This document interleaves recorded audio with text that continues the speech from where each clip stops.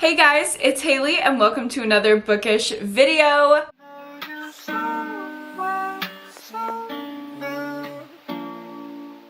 Today I have some spooky season and specifically Halloween recommendations for you guys. I am so excited to recommend these books. Most of them, if not all of them, take place at some point on Halloween, so it has the perfect vibes, the perfect energy for this Halloween season. And if you're looking for a book to fulfill the prompt for Happy Hailey-ween, this is perfect for you. If you're like, what is Happy Hailey-ween? That is the readathon that I host every October.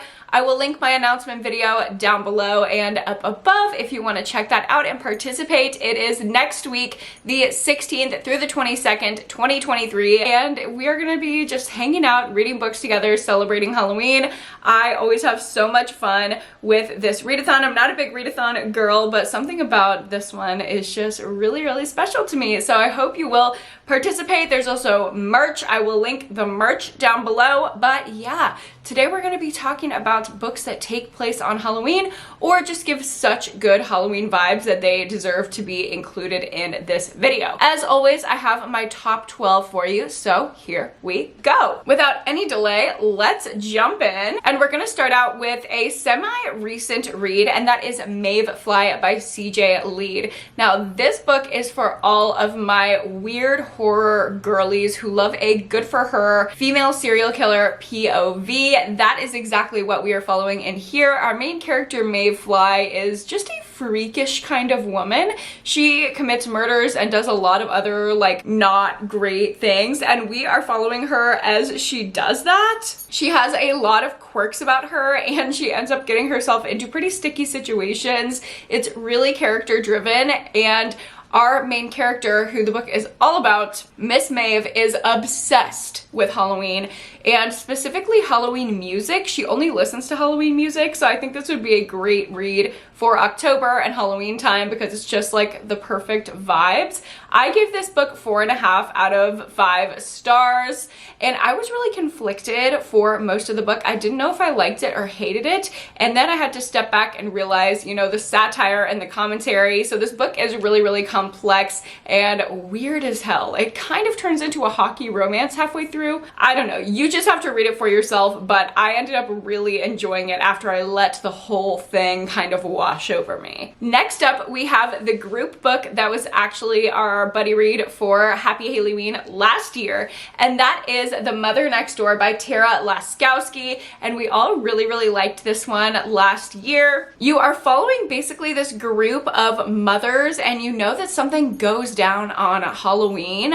with this suburban drama. Mainly more than drama, there is a murder that takes place on Halloween, so you're trying to figure out who is killed, who did it, what's going on with this catty group of suburban mothers. It is very, very domestic drama. It's so fast-paced and just easy to read the entire way through. And of course, the whole thing centers around Halloween night and trick-or-treating, so there is great autumnal vibes in there. This is the perfect read for October if you're a domestic thriller lover. It was so, so, so much fun, and I definitely didn't predict the ending. So for me, that's a good domestic thriller in my book. Super light, not too much to say, but a very fun, entertaining time. Next up, I want to talk about The Prettiest Girl in the Grave by Christopher Triana, and I usually recommend Christopher Triana in like an extreme horror lens kind of way, but this is not extreme horror at all. I didn't even think it was that scary, but it does have a lot of heart, and that is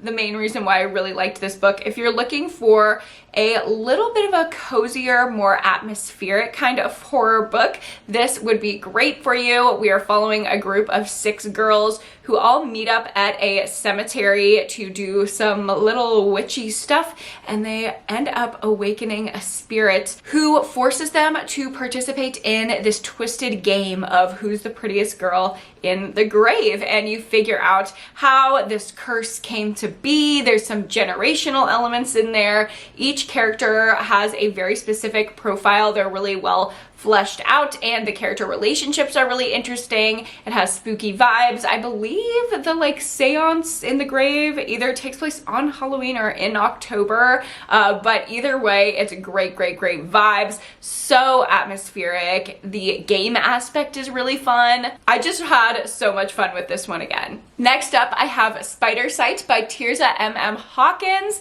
I absolutely love this one. If you like creepy kids and creature features, this one is for you. We are following a little girl in this book who claims that she is surrounded by spiders, but nobody else can see them. So her parents are very concerned. They think she has something wrong with her, or at the very least, she's just fixated on this imaginary friend. But we start to wonder, are these spiders actually real? Are they some kind of supernatural presence or something? When everyone around her starts dropping dead from spider bites. Over the course of the book, you're trying to figure out, is this real? Is this fake? What's going on? Is this little girl controlling a bunch of imaginary spiders? Are they real? What is happening? It is big, like, creepy kid gaslighting vibes. If you like something like The Perfect Child, The Push, Baby Teeth, then you will like this one. It's just more of a spooky horror twist on it. And I remember really nice autumnal vibes in this one as well. I think it opens on like a nice crisp fall day, and it just feels so Halloween coded. Next up, we have a book with Halloween right in the title, and it does, of course, take place on Halloween.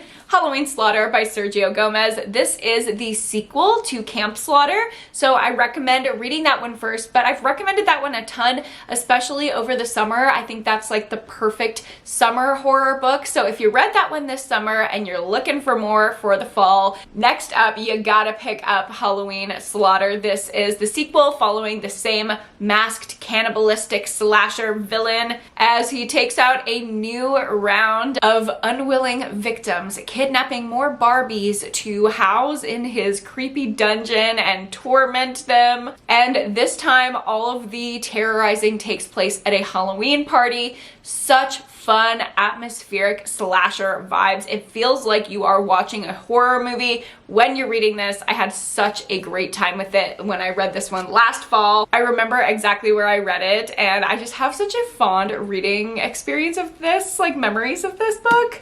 I love Sergio Gomez's writing, the way that the characters are like tropey in a way, but also feel real. Like they're not too tropey where they start to feel stereotypical and copy paste. It's just so much fun, and it's of course the perfect read for Halloween.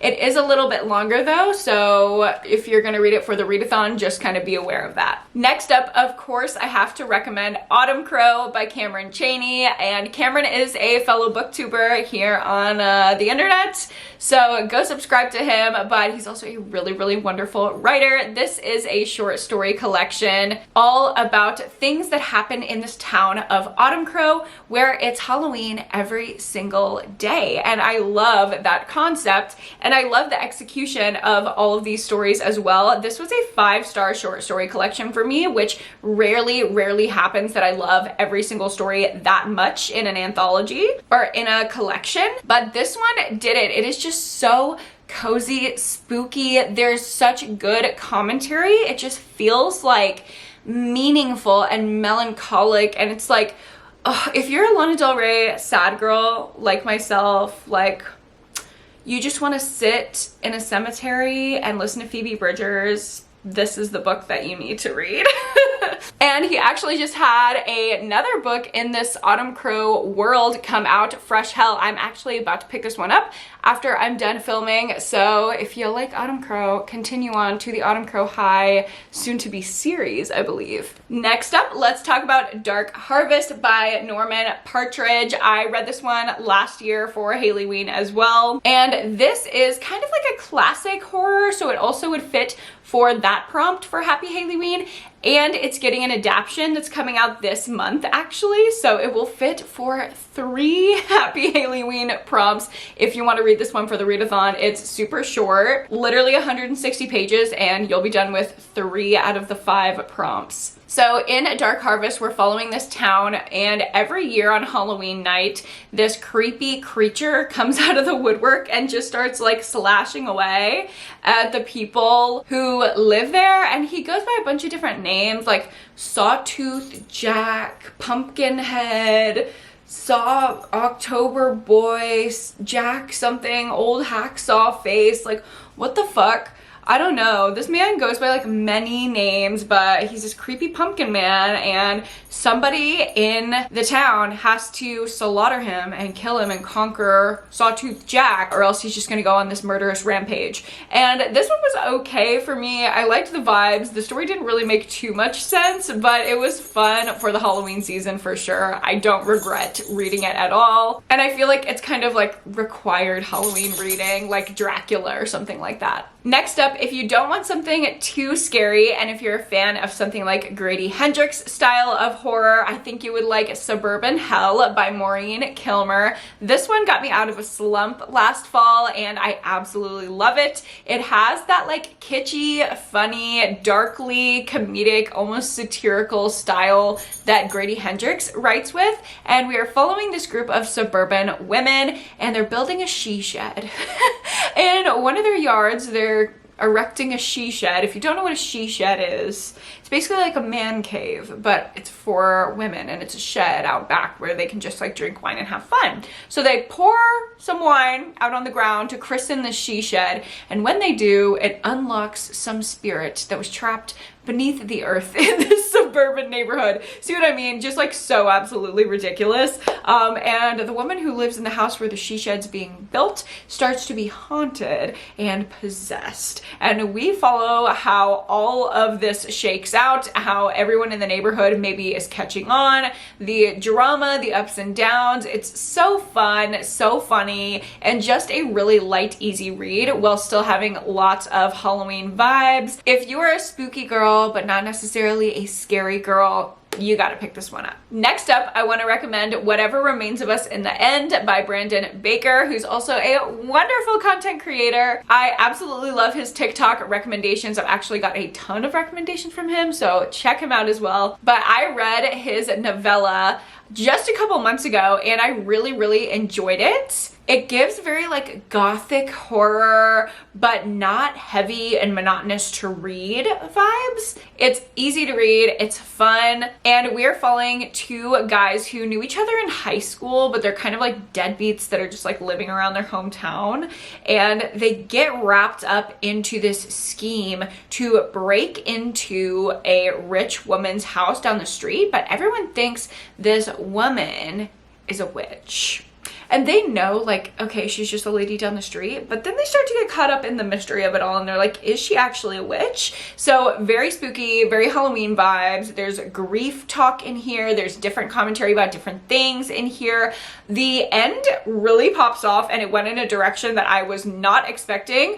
It wasn't my favorite direction. It did catch me a little bit off guard, but I'm interested to see how y'all would like it. And either way, I still really loved my reading experience with it because it was just so easy to read, fast-paced, fun. There is some gore in here, definitely on the lighter side of gore, nothing absolutely extreme, but it is not gore-free. It's not just like spooky fun. There are some scary elements, especially with the like home invasion aspect. Y'all know that terrifies me. So if you like home invasion stuff, Whatever Remains of Us in the End. Next up, I have another short story collection, and that is The Trick-or-Treater and Other Stories by Brianna Morgan. The title story in this collection is my very favorite one. There were a few in here that I didn't love, I'll be honest, but there were a couple that I absolutely loved, including the first title story, The Trick-or-Treater. That was the highlight of this collection for me. It takes place on Halloween night, and it's so short, I don't want to spoil any of it by giving it away, but it does that thing where it like messes with time and You know I love that kind of stuff. It is spooky, scary, Halloween energy all throughout the whole collection. Ghosts and goblins and hauntings and Halloween coded things like that. And of course, the first story does actually take place on Halloween, so it fits that prompt. Good vibes, easy to read, nothing too intense, too scary with this one, but definitely October energy. And I got another one for the thriller girls, and that is Look Closer by David Ellis. This is a thriller that I just recently read, and it's again a murder on Halloween night, and we are flashing backwards and forwards in time trying to figure out what happened with this murder, and we're following multiple different characters who are wrapped up in this situation. One of them is like a Joe Goldberg-esque delusional stalker man who is so interesting to read from. He's just a total freak, and he has become absolutely obsessed with his ex. So we're trying to figure out, did he murder her, or are things not quite as they seem? And is there maybe another victim or a different killer even? There are so many reveals throughout this book. I feel like there are just twists and turns every other chapter. It's so long, but I read it very, very fast because it just had me flipping pages. It kept me reading. Once I picked up this book, I did not want to put it down. It was so engaging, so exciting, just drama. It didn't have any like massive twist, but all of the little scandalous moments were so entertaining, and the characters in here are so quirky and interesting. It just feels like an investigation discovery, like Lifetime movie. It's over the top and hyperbolic in the best way, but so fun. And of course, takes place on Halloween. And finally, the last recommendation I have for you is kind of weird. Kind of doesn't go with any of the other books on this list, and that is a dark romance, and it's The Dare by Harley LaRue. This is smutty and interesting. And not for everyone, but it is for me, and I would recommend it because majority of the book, it takes place at a Halloween party, I believe. If it's not a Halloween party, I just remember it being a Halloween party, but if it's not, it's like some kind of autumnal, like homecoming, early fall gathering with a bunch of college kids, and the cheerleader popular girl is coming back into contact with this like nerdy loner guy. They knew each other in high school, but now they're in college reconnecting, and I just love this kind of dynamic, like bitchy girl, nerdy guy who puts her in her place. Yeah. And there are Halloween vibes in this book, okay? There's some weird Halloween leaning vibes in this book, like blood, clowns, and remember, this whole book is smut. It's a romance, dark romance, but yeah, big Halloween vibes. I really want everyone to participate in Happy Halloween, and if you're a romance girl and you're struggling with the Halloween prompt, The Dare by Harley LaRue. That's all I'm gonna say, okay? It's good, and if you don't think it's good, then don't at me, but I liked it. I actually really liked it, so there's that. I believe it's banned from Kindle, if that tells you how intense this smut is, but you can find it. It's out there, okay? It's like 80 pages. Go have fun. With that, those are all of my top 12 Halloween book recs. I really hope that you got a couple good recs from this video and that you join me for Happy Halloween this October. Thank you guys so much for watching and hanging out with me. If you like this video, go ahead and give it a like and subscribe to my channel if you haven't already. Don't forget to go to therapy and read a book this week, and I will see you in my next one.